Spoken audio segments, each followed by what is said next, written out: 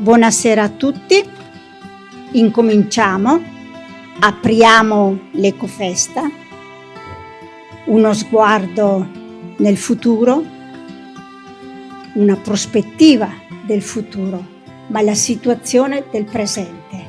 Siamo qui stasera con un libro importante,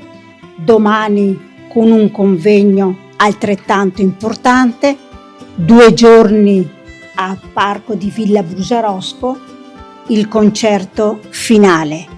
L'Ecofesta, la 4ª edizione, è per noi sempre una scommessa con i cittadini, una scommessa perché vogliamo far passare il messaggio che noi viviamo nel territorio, il nostro territorio ha tanti problemi, sia per quanto riguarda la salute, sia per quanto riguarda la contaminazione nello stesso territorio. E allora ci poniamo sempre il problema di cosa possiamo fare noi attivisti, di cosa facciamo noi dell'associazione CILSA affinché una prospettiva di futuro per le nuove generazioni ci sia, perché la situazione è drammatica. Stasera, ripeto, c'è un libro e non vi anticipo nulla. Domani c'è un convegno che riunisce gli attivisti veneti per capire, appunto, dopo la sentenza Miteni, quali sono le prospettive, che cosa dobbiamo fare, se ci sono degli obiettivi, quali, come muoverci insieme, cittadini responsabili, perché da una parte ci sono le istituzioni, da una parte c'è la politica, dall'altra ci sono i cittadini che vogliono e che hanno il diritto alla salute, hanno il diritto all'informazione e ad avere le notizie utili per loro e per i loro figli. Qualcuno l'ha definita come una rassegna culturale di ecologia militante e ci è piaciuto moltissimo questa definizione, perché è proprio così. Noi vogliamo fare riflettere, noi vogliamo riflettere insieme con la cittadinanza, noi vogliamo sviluppare il pensiero critico e capire dove stiamo andando, ma nello stesso tempo vogliamo creare un'unione, vogliamo creare lo spirito di solidarietà, vogliamo far sentire i nostri sentimenti che sono per la pace, contro la guerra, e in effetti nelle giornate anche al parco invitiamo le donne per la Palestina di Vicenza, invitiamo il collettivo delle rotte balcaniche che si dà tanto da fare con i migranti.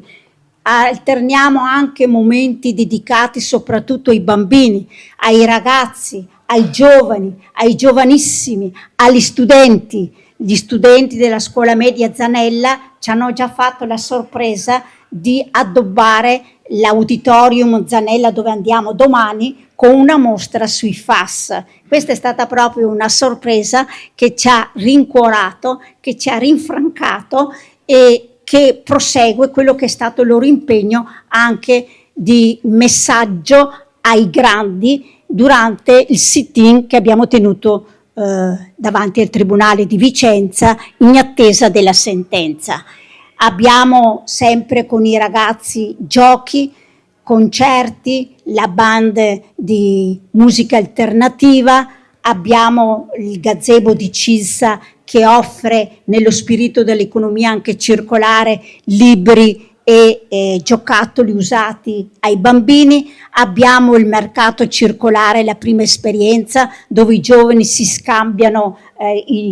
gli abbigliamento, vi dicendo senza monete, ma io ti do questo, tu mi dai l'altro. Abbiamo una serie insomma di iniziative che si alternano tra la gioia e il stare bene insieme come famiglie, il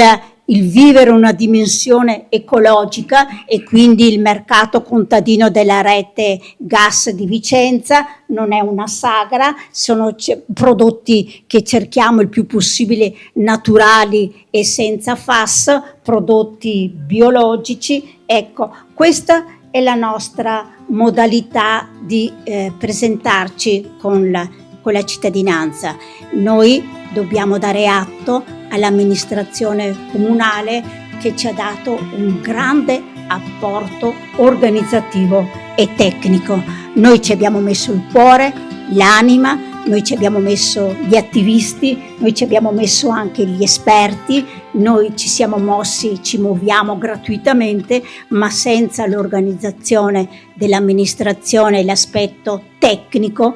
insomma, non è che Cilsa, che non ha proventi, non ha fondi, ma vive soltanto delle quote minimali che danno gli iscritti ogni anno, avrebbe potuto fare tanto. Quindi ci sembra giusto ringraziare l'amministrazione, e qui abbiamo il vice sindaco Riccardo Masiero, al quale cediamo volentieri la parola.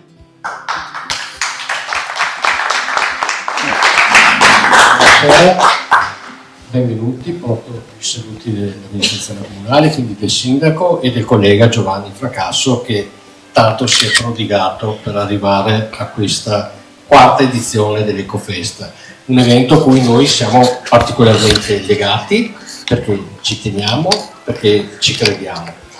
e soprattutto colgo le tue parole di Marta, soprattutto nel riferimento ai giovani, al coinvolgimento dei giovani, no? Per far passare questo messaggio a loro, perché oggi l'attenzione all'ambiente credo non debba essere un argomento solo nostro, ma soprattutto deve essere un argomento capito dai giovani e capito bene.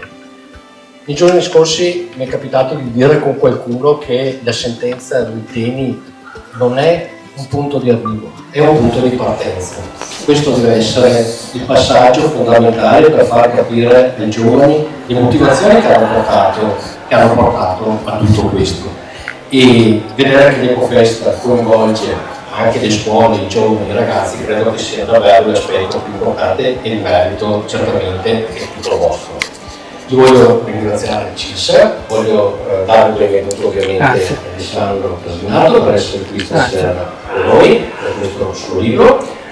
però me lo dovete permettere, voglio ringraziare Donato e il dottor Fazio, perché il loro non è un impegno sport,